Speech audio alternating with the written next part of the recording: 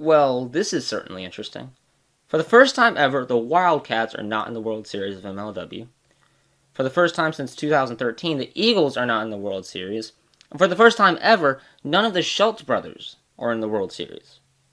One could say that things have been shooken up this year a little bit, just like, your boy over here predicted. I didn't expect the Cobras to be here, but, okay. At least I was right about the Seahawks. I will stop making fun of the Seahawks when it stops amusing me.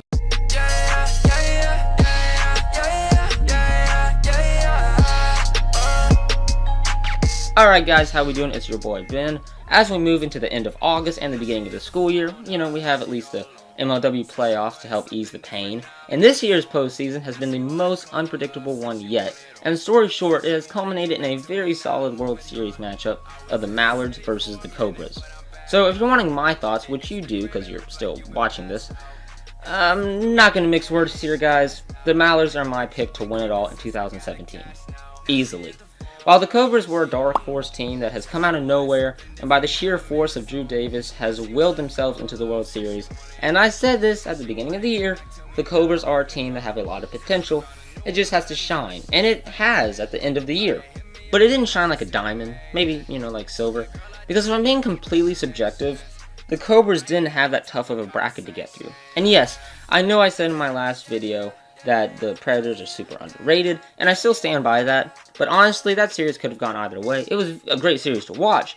The Cobras, they just came alive in that Game 3 to advance to the next round. But in the ALCS, they faced the weakest Wildcats team we've ever seen. Yeah, I said it. The Ruley brothers, they're rookies. They showed promise, but they were no Tommy Coughlin. And while Zach Whalen led the league with a .392 average, that's just because he missed a couple of series and only had about 50 at-bats. And just overall, the Wildcats were not terrible this year, by any means, but they weren't the powerhouse that we've seen in the past. And there's nothing wrong with that. It's a rebuilding year, and that's a good thing. But you also have to remember that when you talk about the Cobras sweeping them in the series, they're not facing the greatest Wildcats team ever. But that's all said and done with, and the Cobras are now in the World Series. Congrats to them.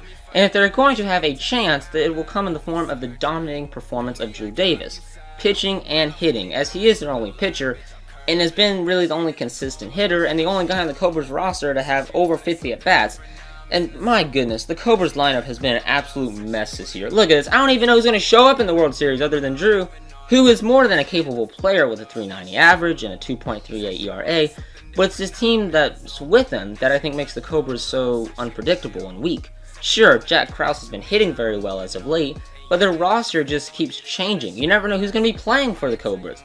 This series might as well be called Drew Davis versus the Mallards. And while Drew has been confidently saying in the YouTube comments and on the Instagram live streams that they've got this in the bag and that they've come from behind and they're going to do it again, blah blah blah, lest we forget this is the same team that blew a 12-0 lead against the Seahawks!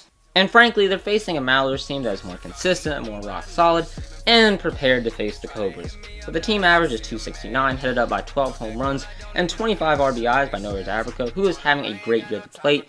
I always thought Noah that he had an ugly swing, and he does. Sorry, Noah, but the thing is that he gets his hands close, and he hits the ball, he meets it very well out in front, and that makes him a great hitter in wiffle ball, especially with how close the mound is in MLW, and he's been having a great year so far. And Stephen McPeak has contributed a hit every now and then that rounds out a solid batting lineup for the Mallards. And Tommy Coughlin as your ace, I still think he was probably the nastiest in MLW, and his ERA of 1.17 with 73 strikeouts on the year speaks for itself, and makes him locked and loaded to stifle Cobras bats and lead the Mallards to their first World Series championship, in their first year, might I add. So yeah, guys, I'm definitely all for the Mallards in this World Series. I'm sure all the Cobras fans can tell me how wrong I am in the comments, and that's fine. Please be sure to leave a comment down below on what your thoughts are, and if you want more content like this from me, then please subscribe, like, I very appreciate it. I like talking to you guys. Also, the series is starting this Saturday, so be sure to watch the highlights on YouTube, as well as when they live stream the games on Instagram. And while you're on Instagram, you can also follow Sycamore Park With. That is my league. We post highlights on there and updates on games. Whole lot of fun. If you want to see some of our games, there's also a link to that in the description of this video. Other than that, guys, whole lots of content for you to watch if you are. Other than that, get out there and play some With, and I'll be seeing you on the next video. Goodbye.